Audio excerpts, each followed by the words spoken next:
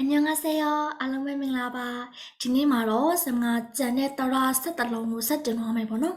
။ဟုတ်ပြီ။အရင်တစ်ချိန်လုံးက စမလို့ဘာကြီးတင်ခဲ့လဲ။အာယာအောယောအိုယိုဦးယူအီအဲ့ဟာကြီးတင်ခဲ့တယ်ပေါ့နော်။ဒီရဲ့10လုံးကိုတင်ခဲ့တယ်။ဟုတ်ပြီဒီနေ့ကျတော့ဒီတစ်ချိန်မှာကျတော့စမလို့ကကျန်တဲ့set달လုံးကိုsetတင်သွားမယ်။အဲ့ဆိုရင်စလိုက်ကြရအောင်။ဒါတွေက အကုန်ပြီးခဲ့ပြီပေါ့နော်အီဟုတ်ပြီဒါလေးတင်မယ်ဒီဟာလေးကအင်္ဂလိပ်လို H လို့ပုံစံမျိုးရေးထားတယ်ပေါ့နော်အတန်ထွက်ကစမလို့ A လို့ဖတ်တယ်ဟုတ်ပြီနော်ဘယ်လိုလေးလဲအာရပလတ်အတန်လေးပေါ့နော် A ဟုတ်ပြီနော်ရပလတ်အတန်ကား A ကေကား A ကေနား A နေဒါ A တေအဲ့ပုံစံလေးပေါ့နော်ကား A ကေနား A နေဒါ A တေမ A မေရမယ်နော်အဲ့ပုံစံလေး A ပြီးတော့အမနော်ဒါလေးကိုအရင်ကြည့်မယ်အဲ့ဆိုရင်ကား A ကေကေနား A နေနေဒါ A တေတေရာ A ရေရေမ A မေမေပါ A ပေပေစာ A စေစေအာ A အေအေချာ A ချေချေချာ A ချေချေခါ A ခေခေကာ A ကေကေထ A ထေထေတာ A တေတေဖ A ဖေဖေပါ A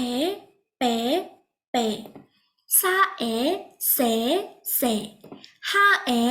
ဟေဟေဂျာ A ဂျေဂျေဟုတ်ပြီနော်အဲ့ဆိုရင်ဒီရဲ့ A အတန်ထွက်လေးရမယ်နော်နောက်ထပ်တစ်လုံးကကြတော့ဒီပုံစံလေးဒါလေးကဘာတန်ထွက်လဲဆိုရင်ရေဖြစ်သွားမယ်ရေဒါပေမဲ့ဒီရဲ့ရေလေးကတိတ်မသုံးဘူးပေါ့နော်ဒါပေမဲ့တိထားရအောင်တင်ရမယ်ပေါ့နော်ဒါလေးကရေလို့ဖတ်တယ်ရေဟုတ်ပြီနော်အဲ့တော့ကားရေဆိုရင်ကရေလို့ဖတ်မလားကားရေဆိုရင်ကရေလားကရေမဟုတ်ဘူးနော်ရေလို့ဖတ်ရမယ်ကားရေကေကေကရေမဟုတ်ဘူးကေနားရေညေဒါးရေကျေအဲ့ပုံစံလေးပေါ့နော်သူကအတန်ထွက်မမှန်ကိစ္စမရှိဘူးဘာလို့လဲဆိုရင်တိတ်ပြီးတော့အတုံးမများတဲ့တရလေးပေါ့နော်ဟုတ်ပြီဒါပေမဲ့ဒါမျိုးဖတ်ဆိုရင်တော့ဖတ်တတ်အောင်လို့တင်ရမယ်လေနော်ဟုတ်ပြီကြည့်မယ်ကားရေကေကေနားရေညေညေဒါးရေကျေကျေဟုတ်ပြီတွာရနဲ့ပေါင်းတာတိတ်မရှိဘူးပေါ့နော်အတန်ထွက်ရလဲခတ်တော့စမ်းချန်တာခဲ့မယ်မရေညေညေဘာရေပြေပြေစာရေရှေရှေအာရေရေရေချာရေဂျေဂျေချာရေချေချေခါရေခေခေကာရေကေကေထားရေထေထေတာရေတေတေဖာရေဖြေဖြေပါရေပြေပြေစာရေရှေရှေဟာရေဟေဟေဂျာရေဂျေဂျေဟုတ်ပြီအဲ့ဆိုရင်ဒါလေးရမယ်နော်နောက်တစ်ခုဆက်ကြည့်မယ်ဒါလေးကဘယ်လိုထွက်လဲဆိုရင်ဒါလေးကခုနစာလုံးနဲ့အတန်ထွက်တာကခက်စစ်စဲမယ်ပေါ့နော်သူရေးပုံရင်းနေတာဒါမျိုးလေးအောနဲ့ E နဲ့ပေါင်းထားတယ်အဲလို့အတန်ထွက်တယ်အဲဟုတ်ပြီနော်အဲကအဲကဲနာအဲနဲ့အပုံစံလေးပေါ့နော်ကအဲကဲနာအဲနဲ့မအဲမဲဟုတ်ပြီနော်အဲဒါပေမဲ့ဒီရဲ့ကိုရီးယားစာမှာပေါ့နော်ဒီရဲ့ A နဲ့ A နဲ့အဲ့လောက်ထိမကွဲဘူးနော် A နဲ့ A နဲ့မကွဲဘူးဆိုတာအဲ့လောက်ထိ တလုံးချင်းဖိတ်နော်ဒါလေးကဒါလေးကဒါပေမဲ့စမလို့စကားပြောတဲ့အခါမှာဒါမို့စာရီထဲမှာပါတော့ကိုဖတ်တဲ့အခါဆိုလို့ရှင်ဒီနှစ်ခုလုံးကိုလို့ပဲဖတ်တယ်အဲ့လိုသိပြီးမကွဲလေးကိစ္စမရှိဘူးပေါ့နော်အခါကျတော့အဲ့လောက်ထိမှတ်နေစရာတော့မလိုဘူးပေါ့နော်ဒါပေမဲ့တသိကွဲတိအောင်မှတ်ထားချင်တယ်ဆိုလို့ရှင်ကြတော့လေဒါလေးကဒါလေးကပေါ့နော်အတန်အနေအမြင့်နဲ့ကွာတယ်ပေါ့နော်အဲ့ဆိုရမယ်နော်ဟုတ်ပြီအဲ့တော့လေးကိုလည်းကြည့်ကြည့်မယ်ကခဲနာနဲဒါတဲရာရေမမဲပါဘဲစာဆဲအာဂျာဂျဲချာချဲခခဲကကထထဲတာတဲဖဖပါပဲစာဆဲဟာဟဲဂျာဂျဲဟုတ်ပြီအဲ့ဆိုရင်ဒီအတန်ထွက်လေးရမယ်နော်ဟုတ်ပြီအခုစနိုဆက်တယ်မဲ့ဟာလေးကကြတော့ဒါလေးဒါကဘာလေးလဲဆိုရင်သူကရဲလို့ဖတ်တယ်ရဲဟုတ်ပြီနော်ဒါလေးကရဲဖြစ်မှာပေါ့နော်ဒါလေးကရဲခုနဟာလေးကမြန်မာစာလုံးလေးကမလှအောင်ဖြစ်နေပြန်ရေးလိုက်မယ်ကွာဟုတ်ပြီဒါလေးကဘလို့သင်ခဲ့လဲဒါလေးကိုလို့သင်ခဲ့တယ်ဟုတ်ပြီနော်လို့သင်ခဲ့တယ်အကွာနှစ်ချောင်းဖြစ်သွားပြီအဲဒါဆိုရင်ဒါလေးကရဲလို့အတန်ထွက်တယ်ရဲဟုတ်ပြီနော်ကရဲလားမဟုတ်ဘူးနော်ခဲဖြစ်မယ်နော်ကရဲနာရဲညဲအပုံစံလေးဟုတ်ပြီစမ်ခုနာပြောလို့ပဲဒီစာလုံးလေးတွေကတိတ်ပြီးတော့အသုံးမများဘူးပေါ့နော်ဒီရဲဆိုတာလေးကအသုံးမများဘူးဒါပေမဲ့လည်းသိထားရအောင်ကြည့်မယ်ဟုတ်ပြီနော်ဒီမှာဆိုရင် star ပြထားလေးတွေ့မယ်နော်ဒီ star ပြထားလေးပဲရှိတယ်ကျန်တဲ့ဟာတွေကမတုံးတဲ့ဟာလေးပေါ့နော်ဒါပေမဲ့ပါလာခဲ့ရင်ဖတ်တတ်အောင်ပေါ့နော်ကြည့်မယ်ကရဲခဲနာရဲညဲဒါရဲထဲမရဲမြဲဘာရဲပြဲစာရဲရှဲအာရဲဂျာရဲကျဲချရဲချဲခရဲခဲကရဲကဲ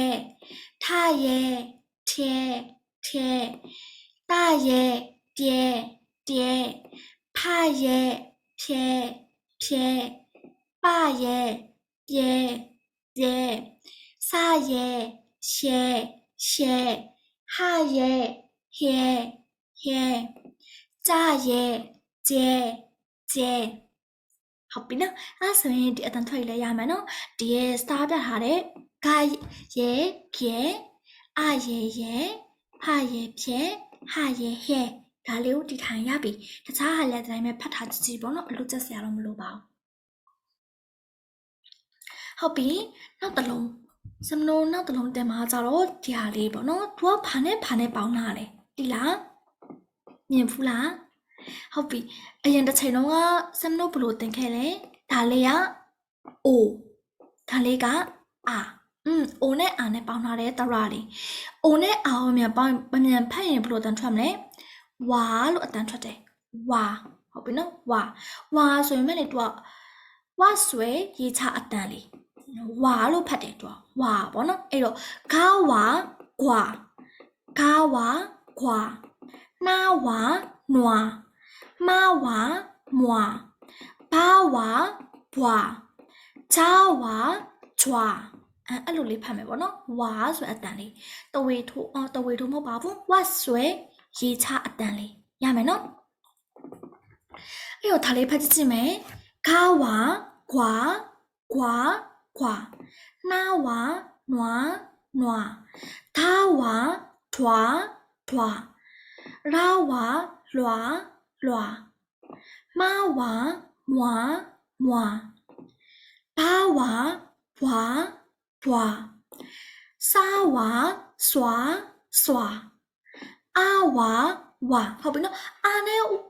ဝါနဲ့ပေါင်းပြီးတော့ဝါမဖြစ်သွားဘူးနော်အာဝါဝါပဲအာဝါဝါချာဝါချွာ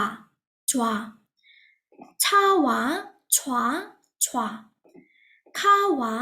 ခွာခွာကာဝါကွာကွာထားဝါထွာထွာတာဝါတွာတွာဖာဝါဖွာဖွာပါဝါပွာပွာစာဝါစွာစွာဟာဝါဟွာဟွာจ้าဝါကြွာကြွာဟုတ်ပြီအဲ့ဆိုရင်ဒီဝါလေးလဲရမယ်နော်နောက်တစ်လုံးကကြတော့ဒါလေးကဒီနှလုံးကတစ်ခါတည်းတင်မရမယ်ပေါ့နော်ဒီအတန်ထွက်ကတူပဲဒီနှလုံးရဲ့အတန်ထွက်ကတူပဲဒါလေးကိုလည်းဝဲလို့ဖတ်တယ်ဒါလေးကိုလည်းဝဲလို့ဖတ်တယ်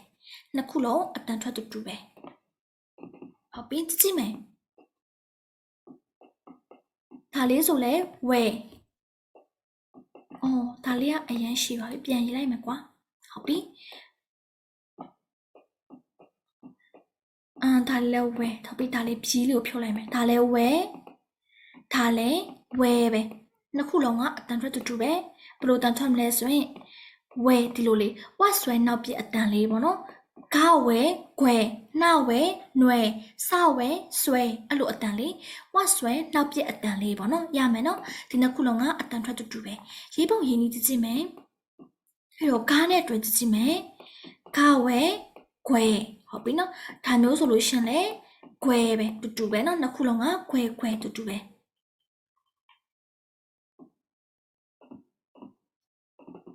ဟုတ်ပြီအဲ့ဆိုရင်စနှစ်ခုလုံးဖတ်ကြည့်မယ်ဒါကအပေါ်တန်းဖတ်ပြီးတော့ဟိုကအောက်တန်းကိုဖတ်ပြမယ်ပေါ့နော်ဂဝဲခွဲနှဝဲနွယ်သားဝဲထွဲရဝဲလွယ်မဝဲမွဲဘာဝဲဘွဲစဝဲဆွဲအဝဲဝဲကြဝဲချွဲချဝဲချွဲဟုတ်ပြီဒါလေးကအောက်ကတန်းကိုဖတ်မယ်ပေါ့နော်ခဝဲခွဲကဝဲကွဲထဝဲထွဲတဝဲတွဲဖဝဲဖွဲပဝဲပွဲစဝဲဆွဲ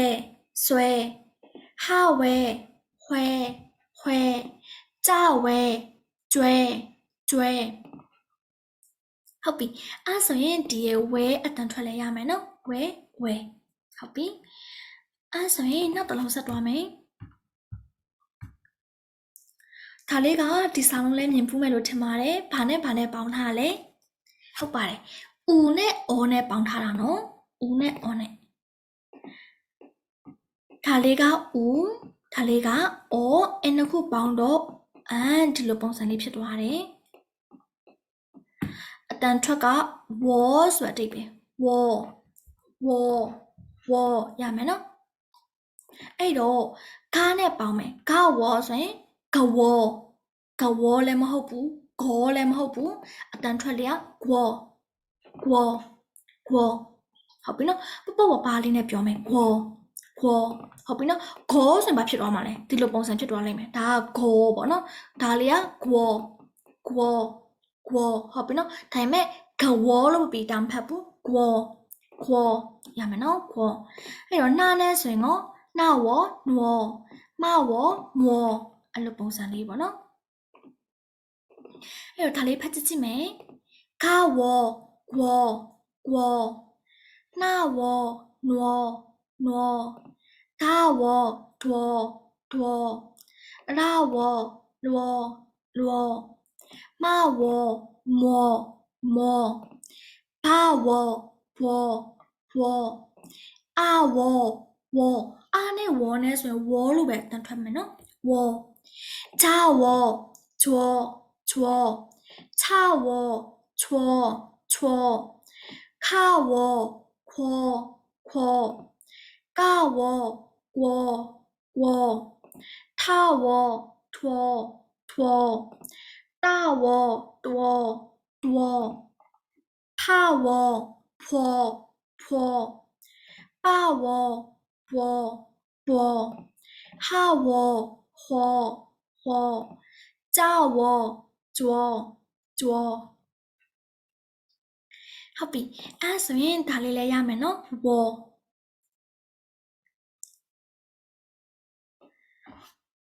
ဟုတ်ပြီဒါလေးကြည့်မယ်ဒါဒီစာလုံးလေးကလည်းဘာနဲ့ဘာနဲ့ပေါင်းထားလဲဦးနဲ့အနဲ့ပေါင်းထားတယ်ဟုတ်ပြီနော်ဒါလေးကဦးဒါလေးကဒီနှစ်ခုပေါင်းလိုက်တော့ဝဲဆိုပြီးဖြစ်သွားတယ်ဝဲ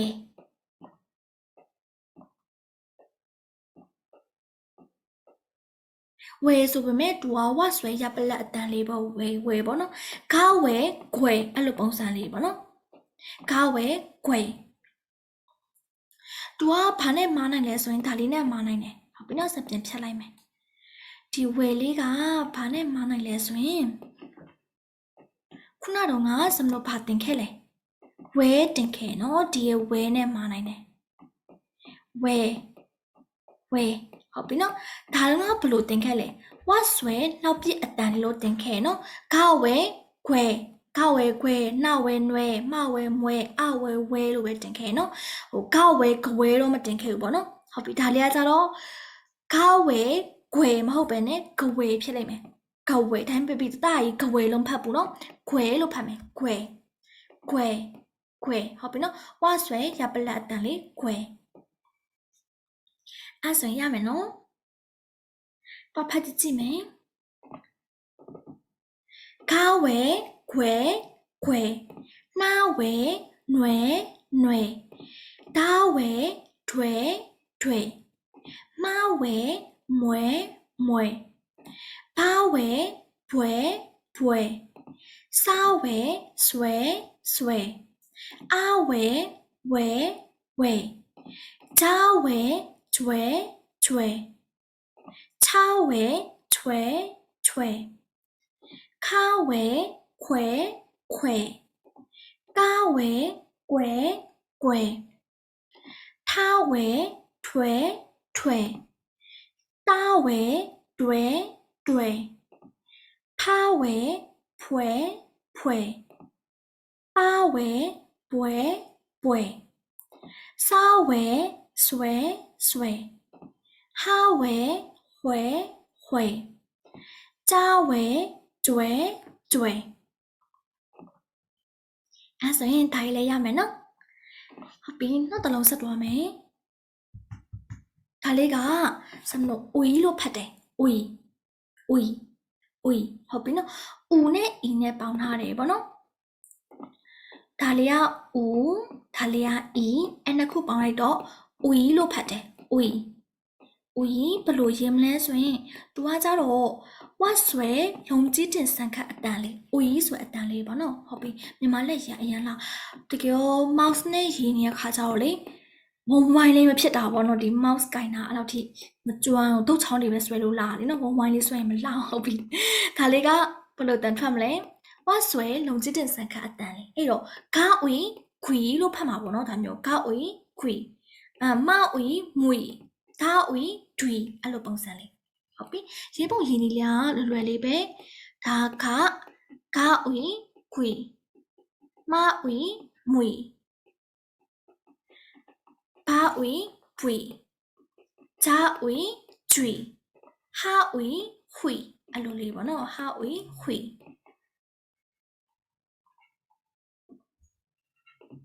ရမယ်နော်အဲ့ဆိုရင်ဆမ်နဲ့တူဖတ်ကြည့်မယ်ဂါဝီခွီနှာဝီနွီ ဒါဝီတွေရာဝီလွီမဝီမွီဘဝီဘွီစာဝီရွှီဒီညမှာကျတော့စာဝီဆိုရင်ရွှီမဟုတ်ပဲနဲ့ရွှီလို့ပြောင်းဖတ်ပြရတယ်ပေါ့နော်စာဝီရွှီအာဝီဆိုလို့ရှိရင်သူကဝီလို့လည်းအတန်ထွက်တယ်နောက်တစ်လုံးကကျတော့ဝီလို့လည်းအတန်ထွက်တယ်ပေါ့နော်ကြိုက်ကထွက်လို့ရပါတယ်အာဝီဒါမှမဟုတ်အာဝီပေါ့နော်တချို့ကျောင်းသားတွေကကျတော့ဒီရဲ့ဝီလေးကိုကျတော့အတန်ထွက်ရခတ်တယ်ပေါ့နော်ဝီလို့ထွက်ရခတ်တယ်အခါကျတော့ဘယ်လိုထွက်လို့ရသည်လဲဆိုရင်ဝီလို့လည်းထွက်လို့ရတယ်ဝီအင်္ဂလိပ်အတန်ထွက်အင်္ဂလိပ်စာလုံးဝီဆိုတဲ့ပုံစံလေးပေါ့နော်ဝီလို့လည်းထွက်လို့ရတယ်ဝီလို့လည်းထွက်လို့ရတယ်ကြိုက်တာထွက်လို့ရတယ်နောက်တစ်ခုချာဝီကျွီချာဝီချွီခါဝီခွီကာဝီ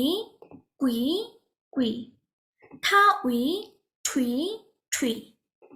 တာဝီတွီဖဝီဖွီပဝီပွီစာဝီရွှီဟာဝီခွီကြာဝီကျွီရမယ်နော်ဝီဆိုအတန်ထွက်ဒါမှမဟုတ်နောက်တစ်လုံးကကြတော့ဝီလို့လည်းအတန်ထွက်တယ်ပေါ့နော်အကယ်၍ဝီလို့ထွက်ရခတ်တယ်ဆိုလို့ရှိရင်ဝီလို့အတန်ထွက်လည်းရတယ်သူကကြတော့ဒီကားနဲ့ဝီနဲ့ပေါင်းရလို့ကားဝီကွီလို့အတန်ထွက်မှန်ရပြီပေါ့နော်ဟုတ်ပြီစမနောက်ဆုံးတစ်လုံးပဲကျန်တော့တယ်ဒီတန်ထွက်လေးကလေဒီသုံးလုံးပဲရေးရများတယ်ပေါ့နော်ဒီသုံးလုံးပဲရှိတယ်အတန်ထွက်လည်းနည်းနည်းလေးခတ်တယ်ဘလို့အတန်ထွက်လဲဆိုရင် तू နဲ့ e နဲ့ပေါင်းပြီးတော့ လို့အတန်ထွက်တယ်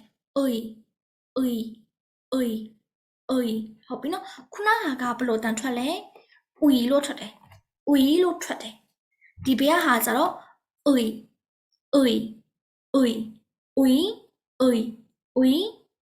အဲ့ကြောင့်မလို့ဒီအတန်ထွက်နှစ်ခုရောမှဆိုလို့စမကခုနတော့ငါဒါလေးကို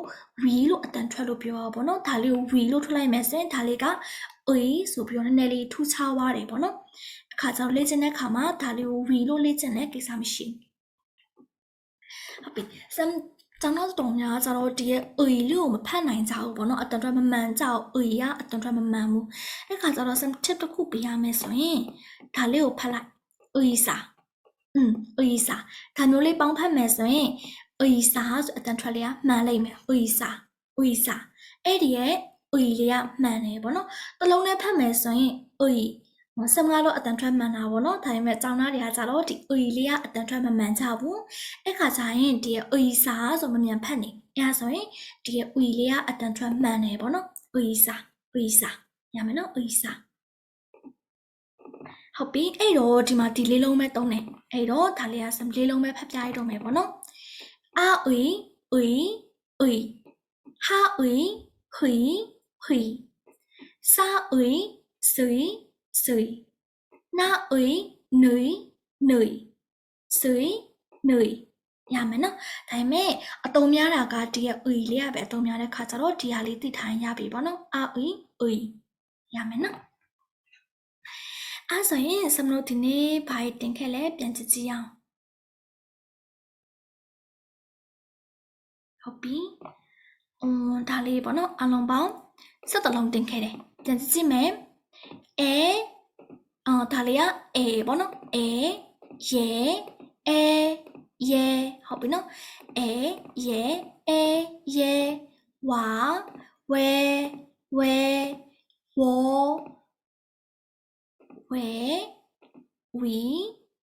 ဝီရမယ်နော်အဲ့တော့ဒီ123လုံးကိုပိုင်မယ်ဆိုရင်ပေါ့နော်ဒီပိုင်နိုင်တိထားမယ်ဆိုရင်ကိုရီးယားစာတော့ဝက်လောက်ကတော့ရနေပြီပေါ့နော်တော့ဝက်လောက်ကတော့ဖတ်တတ်နေပြီဟုတ်ပြီအဲ့ဆိုရင်စမလို့သားလေးကိုပြန်ပြီးတော့အစဆောင်တစ်ခေါက်ပြန်ကြည့်မယ်ပေါ့နော်အာယာအောယောအိုယိုဦးယူ ယူအီအဲ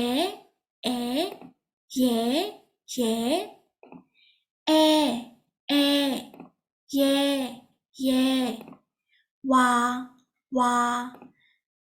ဝဲဒါလည်းဝဲပဲပေါ့နော်နှစ်ခုလုံးကအတန်ထွက်ကဝဲတူတူပဲနှစ်ခုလုံးဝဲဝဝဲဝရီဦဟုတ်ပြီအဲ့ဆိုရင်ဒီတရနဲ့ဆက်တော်လုံးရမယ်နော်ဒီနောက်တစ်ချိန်ကျရင်ဆမ်လို့ဘီနဲ့တရနဲ့ပေါင်းပြီးတော့မင်းလေးတွေဖတ်ကြည့်ကြမယ်ပေါ့နော်ဟုတ်ပြီအဲ့ဆိုရင်ဆမ်လို့နောက်တစ်ချိန်ကျရင်ပြန်တွေ့မယ်အန်ညော